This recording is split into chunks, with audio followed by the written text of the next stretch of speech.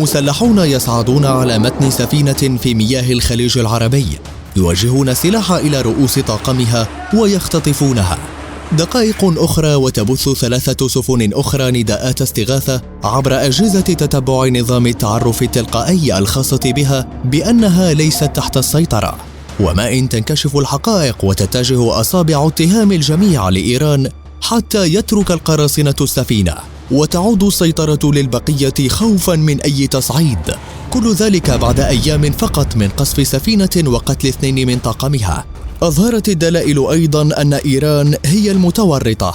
محاولات اختطاف السفن والتحرش بها وحتى قصفها لم تعد حالات معزولة في بحر العرب وخليجهم، لتعيد حوادث السفن بمياه الخليج وبحر عمان للواجهة الحديث عن أمن الملاحة البحرية، حيث تتشاطأ إيران مع العرب لتزعزع حتى أمن بحارهم وخلجانهم. فما الذي تفعله إيران في البحر؟ وكيف تحولت لدولة قرصنة؟ وما هي الردود الدولية المحتملة؟ إيران تزعزع بحر العرب. رغم انتهاء حادث الخطف الذي شهدته ناقلة نفط أسفلت برنسز في خليج عمان ببحر العرب على بعد 60 ميلا بحريا شرق ميناء الفجيرة الإماراتي، حيث غادر المختطفون التابعين بحسب تصريحات دولية للحرس الثوري الإيراني ظهر السفينة بمجرد أن هددت الولايات المتحدة وبريطانيا إيران برد فوري. لكن تبعات الحادث ما زالت تستعر وتشعل مياه الخليج العربي وبحر العرب، فالمصادر الأمريكية والأوروبية أكدت على الفور أن المسلحين ال9 الذين سيطروا على السفينة يتبعون للحرس الثوري الإيراني، ولم يحل مغادرة الخاطفين ظهر السفينة دون استمرار رفع حالة الطوارئ القصوى للسفن، خاصة وأن 4 سفن فقدت السيطرة بالوقت ذاته على القيادة بخليج عمان في ظل أوضاع غامضة. ومن بين تلك السفن كانت ناقلة المواد الكيماوية جولدت بريليانت، ما اضطر طائرات الدوريات البحرية من عدة دول وعلى رأسها عمان التحليق فوق السفن التي خرجت عن السيطرة، ما بعث رسالة واضحة لطهران بضرورة إنهاء عمليات القرصنة فوراً، مع التلويح برد فوري تقوده الولايات المتحدة وبريطانيا وربما إسرائيل. قرصنة بالمسيرات. يبدو أن إيران لم تكتفي بالقراصنة البشريين التابعين للحرس الثوري، حيث وجهت قبل أيام فقط ضربة جوية لناقلة نفط في بحر عمان، ما أسفر عن قتيلين.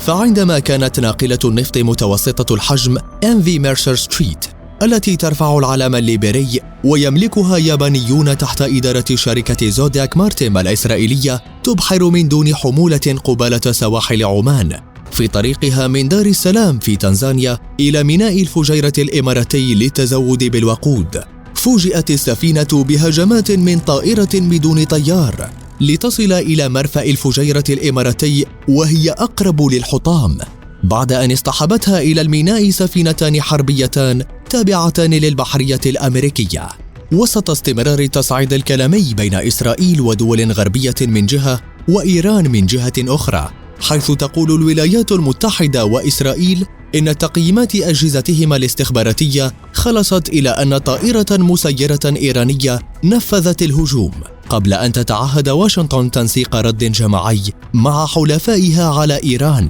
بعد تحميلها مسؤولية الهجوم على السفينة، واعتبار الهجوم تهديد مباشر لحرية الملاحة والتجارة.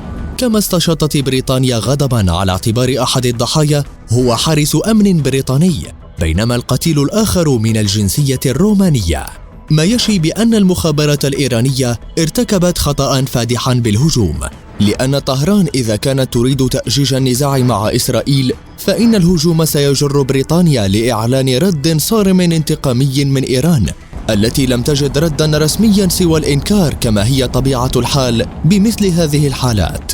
إلا أن الإنكار الإيراني لم يخفف من حدة تصريحات الغاضبة واستدعاء السفراء، إضافة إلى التهديدات العلنية التي ما زالت تتبادلها الأطراف المعنية بالهجوم الدامي، خاصة وأن إيران نفذت مطلع 2021 هجمات عدة ضد ناقلات وسفن بالبحار، بينما تتهم طهران إسرائيل بالوقوف وراء انفجار غامض في هيكل سفينة الإمداد العسكرية الإيرانية سافيز في أبريل من عام 2021 في البحر الأحمر. فيما يبدو أن الرد الإسرائيلي لن يتوقف على تبادل القرصنة البحرية، بعد أن تعهدت تل أبيب برد مؤلم عبر إرسال رسالة من الموساد تقول إسرائيل إن إيران ستفهمها عندما تحدث، ما سيذكر السلطة الإيرانية بعمليات الموساد الموجعة وخاصة تصفية علماء إيران. ورغم تعهد واشنطن ولندن وتل أبيب بالرد على إيران لوقف قرصنتها بالبحار، إلا أن الأجندات المختلفة لهذه الدول قد تجعل الردين الأمريكي والإسرائيلي أكثر إيلاما من البريطاني، خاصة مع انتقال ما يوصف بأعمال القرصنة الإيرانية من احتجاز السفن النفطية والتجارية المارة بالخليج العربي بإعلان رسمي تحت ذرائع مخالفتها للقوانين البحرية، وآخرها احتجاز الحرس الثوري الإيراني في 4 يناير عام 2021 ناقلة نفط تابعة لكوريا الجنوبية في مضيق هرمز بذريعة مخالفتها للقوانين البيئية البحرية، لتنتقل إيران أخيراً إلى تنفيذ عمليات القرصنة عبر ميليشيات قرصنة بحرية تختطف السفن من دون أن تعترف طهران بتبعيتها لها أصلاً. وأنت برأيك، هل ستتسبب قرصنة إيران في بحر العرب في نشوب حرب مهاجمة واختطاف الناقلات والسفن بين الأطراف المعنية؟ أم أن الرد الدولي يكون موجعاً بحيث تتوقف إيران عن التحرش بالسفن نهائياً؟